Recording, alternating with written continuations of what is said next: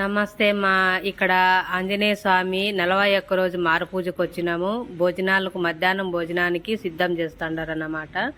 వీళ్ళు మా అత్తయ్య వాళ్ళు పెద్దోళ్ళు, అవతల మా చిన్నమామ, ఇక్కడ మా తమ్ముడు భార్య, వీళ్ళంతా కూర్చున్నామన్నమాట. కూర్చొని నిదానంగా వంటలు చేయండి అమ్మా, అంత అవసరపడద్దండి మా మామ చెప్తాన్నాడు. నిదానంగానే కానిలే అని. సరేలేప్ప అని చెప్తాన్నారు. మళ్ళా ఇంకా ఆ పని ఈ పని, పచ్చిమిరపకాయలు వలచడము, ఆకుకూర వలచడము, ఇలా నిదానంగా చేసుకున్న తర్వాత వీళ్ళు కొంచెం ముందే వచ్చినారు. భజన చేసే భక్తులు, భజన భక్తులు వచ్చినారు, ముందే వచ్చినారు. ఈ స్వామి ఆంజనేయ స్వామి మాలలో ఉన్నాడు. ఈ స్వామి గుడక వచ్చినాడు అన్నమాట. ఎక్కడి నుంచో వచ్చాడు ఈ స్వామి గుడక. ఇక్కడ భజన అని తెలిసరికి ఈ స్వామి గుడక వచ్చినాడు.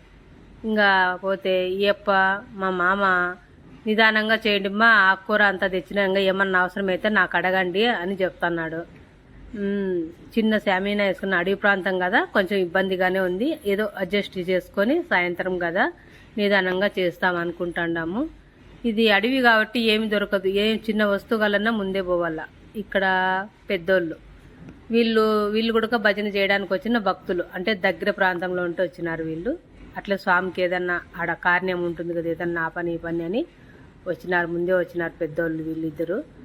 ఇంకా భజన చేసిన తర్వాత భోంచేసుకొని సాయంత్రం పోతాం లేప్ప, ఏమంతేం తొందర లేదులే మాకి అని చెప్తున్నారు. నిమ్మలంగానే కూర్చున్నారు వీళ్ళు. దేవుని సేవకు వచ్చినాక అవసరపడి వస్తే ఏం లాభం నైనా, ఎప్పుడూ ఉంటుంది సంసారం అంటాను. స్వామికి పూజ అయితే అయిపోయిందమ్మా, టెంకాయ కొట్టేసిపోయినాడు స్వామి.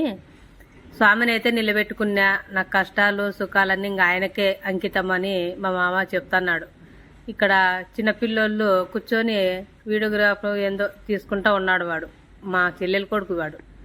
ఇక్కడ స్వామి దగ్గరికి వచ్చిన తర్వాత ఏ కష్టం అనేది తెలియదు చూడండి. ఎక్కడన్నా ఏ గుడికన్నా పోండి, మనకేవి అనేటివి గుర్తుకు రాదు, కష్టం అనేది గుర్తుకు రాదు, ఏ సంసార బంధం అనేది కూడా గుర్తుకు రాదు. కాబట్టి మనసుకి కావాల్సిందే భక్తి. అవును కదండి, నిజమే కదా.